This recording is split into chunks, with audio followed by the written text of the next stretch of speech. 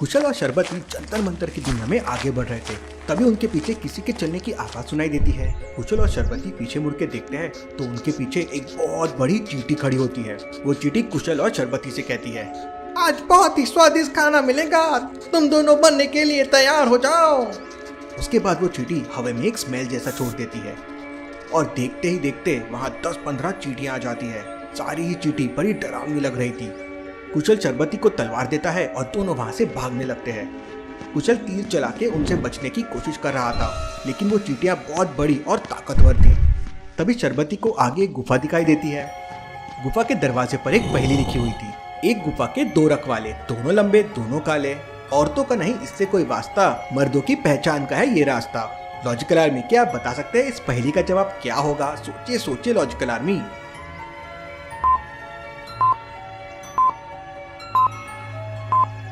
इसका जवाब है मूंछे। शरबती इस पहेली का जवाब दे देती है तो गुफा को मूंछे आ जाती है और गुफा का दरवाजा खुल जाता है और शरबती गुफा के अंदर चले जाती है। कुशल गुफा की तरफ भागता है, लेकिन तभी धीरे धीरे दरवाजा बंद होने लगता है। कुशल गुफा से काफी दूर था और चींटियों से मुकाबला कर रहा था। शरबती समझ जाती है कि दरवाजा बंद होने से पहले कुशल गुफा तक नहीं पहुंच पाएगा, इसलिए शरबती तुरंत एक मंत्र पढ़ती है और कुशल की तरफ फेंक देती है। उस मंत्र से कुशल के चारों तरफ एक रक्षा कवच बन जाता है। शरबती कुशल से कहती है, कुशल, ये जादुई बबल 25 सेकंड तक तुम्हारी रक्षा करेगा, इसके बाद खत्म हो जाएगा, जल्दी से जल्दी गुफा में आ जाओ। इतना सुनते ही कुशल पूरी स्पीड से गुफा की तरफ दौड़ने लगता है। सारी चींटियां उस पर हमला करने लगती है, लेकिन जादुई बबल की वजह से कुशल को कुछ नहीं कर पाती। कुशल गुफा के बाहर पहुंच जाता है, लेकिन वो गुफा के अंदर नहीं घुस पा रहा था। किसी भी इंसान को गुफा के अंदर घुसने के लिए पहेली का जवाब देना होता है, तो गुफा कुशल से पहेली पूछती है, एक गुफा के अंदर हम रहते हैं, लोग हमको 32 कहते हैं, हम 32 भाई हैं, पूरे सफेद, लेकिन कर देते हैं छेद। लॉजिकल आर्मी, क्या आप मुझे इस पहेली का जवाब दे पाएंगे? सोचिए सोचिए।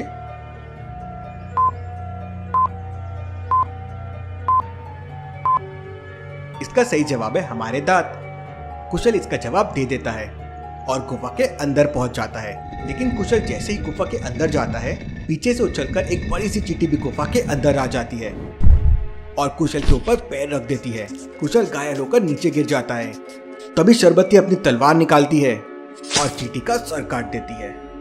शरबती फिर कुछ मैजिक करके हाथ में जड़ी बूटी लेके आती है और कुशल को खिलाती है। कुशल उससे ठीक हो जाता है। इसके बाद कुशल और शरबती गुफा के अंदर जाने लगते हैं, लेकिन तभी सामने से बहुत सारे सांप आ जाते हैं। वहाँ पर एक नहीं, 2 नहीं, बल्कि हजारों में सांप थे। शरबती कुशल से कहती है, अब हम इन सांपों से कैसे बचेंगे? कुशल बिना देरी किए अपना तीर निकालता है और एक मंत्र पढ़ता है और फिर तीर चला देता है। कुशल के तीर चलाते ही उन सांपों के सामने आग लग जाती है और सारे सांप वापस पीछे हटने लगते हैं, लेकिन तभी वहाँ पर 5 मुंह वाला बड़ा सांप प्रकट हो जाता है। किसने लगाई है मेरी गुफा में आग, जिंदा नहीं छोड़ूंगा मैं उसे आज, मैं हूँ यहाँ का राजा सर्पराज। प्रणाम सर्पराज, मैं कुशल हूँ और ये मेरी दोस्त शरबती है। गुफा में आग लगाने के लिए मैं माफी चाहता हूँ। अगर मैं ऐसा नहीं करता तो आपके सांप हम दोनों को खा जाते। मैं तुम्हारी विनम्रता से हूँ प्रसन्न, लगता है तुम दोनों हो नेक इंसान, लेकिन अगर मेरी गुफा से जाना है सही सलामत तो देना होगा मेरी पहेली का जवाब। और सर्पराज उनसे एक पहेली पूछते हैं। मुझे देखकर सब डर जाते, मेरे काटने पर सब मर जाते, जंगल मेरा सबसे अच्छा ठिकाना, मिट्टी के घरौंदे में है मेरा आशियाना। तो लॉजिकल आर्मी, क्या आप बता सकते हैं इसका जवाब क्या है?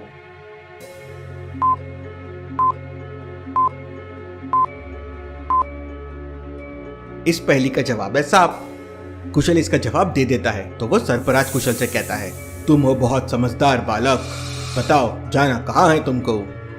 सर्पराज, हम दोनों को गोगो तक पहुंचना है। उसने अंधेरी दुनिया में 50 लोगों को किडनैप कर लिया है। मैं तुम दोनों को वहां तक तो नहीं लेके जा सकता, लेकिन जंतर मंतर की दुनिया पार करा सकता हूँ। उसके आगे तुम्हें खुद जाना होगा।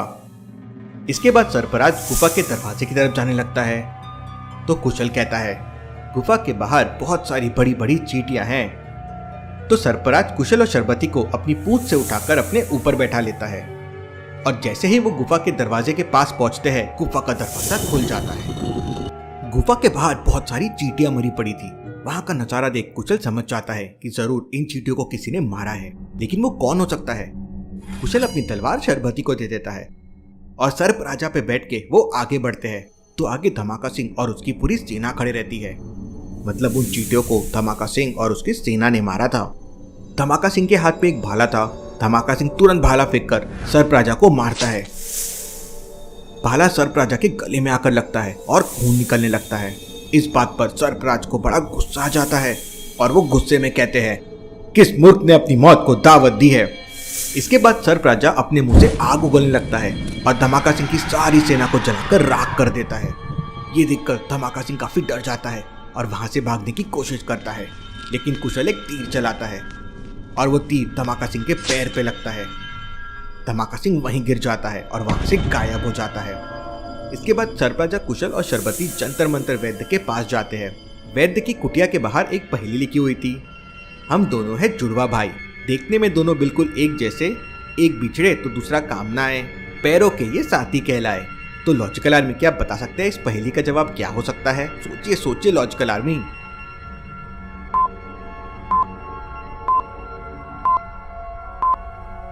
इस पहेली का जवाब है जूते। कुशल इसका जवाब दे देता है तो वैद्य की कुटिया का दरवाजा अपने आप खुल जाता है। वो तीनों अंदर चले जाते हैं। अंदर जंतर मंतर वैद्य कोई औषधि बना रहा था। सर्पराज को देखते ही वो खड़ा हो जाता है। आपका इस कुटिया में स्वागत है। वह तुरंत भाला निकालकर एक औषधि लगाता है और देखते ही देखते सर्प राजा का गांव पूरी तरह से ठीक हो जाता है। उधर धमाका सिंह भी कुशल के तीर से पूरी तरह घायल हो चुका था। वो सीधे जंतर मंतर की दुनिया से गायब होकर अंधेरी दुनिया में गोगो के सामने पहुंच जाता है। धमाका सिंह की हालत देखकर गोगो को बहुत गुस्सा आ जाता है। मेरा नाम है पहली मास्टर गोगो, खेलता हूँ मैं पहलियों से कोको। धमाका सिंह गोगो को बताता है कि कुशल अकेला नहीं था, उसके साथ जंतर मंतर की दुनिया का राजा सर्पराज भी था और सर्पराज ने उनकी पूरी सेना को जलाकर राख कर दिया। इसके बाद गोगो अपने जादू से धमाका सिंह को ठीक कर देता है और उधर कुशल और शरबती सर्पराज के साथ जंतर मंतर की दुनिया के बॉर्डर पे पहुंच जाते हैं। बच्चों, मेरा साथ यहीं तक था, इसके आगे मैं नहीं जा सकता, अब तुम्हें आगे खुद ही जाना होगा, लेकिन ये मेरा जादुई ताबीज है जो बड़े से बड़े सांप से तुम्हें बचाएगा। इतना कहते ही सर्पराज वहां से गायब हो जाता है।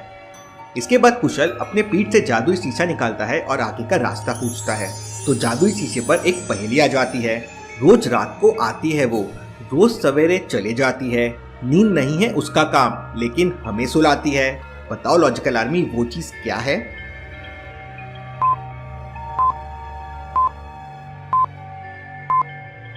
वो चीज है रात। कुशल इसका जवाब दे देता है तो जादुई शीशा कुशल को जंतर मंतर दुनिया के बाद छू मंतर वाली दुनिया में जाने का रास्ता दिखा देता है। कुशल और शरबती छू मंतर वाली दुनिया में प्रवेश कर जाते हैं, लेकिन शरबती का तोता अभी भी उनके पास नहीं आया था, वो जंतर मंतर वाली दुनिया में ही रह गया था। उधर गोगो कुशल और शरबती को मारने के लिए सेना तैयार करने लगा था। तो क्या इस पर गोगो कुशल और शरबती को मारने में कामयाब हो जाएगा या फिर कुशल शरबती के साथ छू मंतर की दुनिया को पार कर लेगा? और क्या शरबती को उसका तोता वापस मिल जाएगा? देखते हैं हम अगले एपिसोड में। Thank you.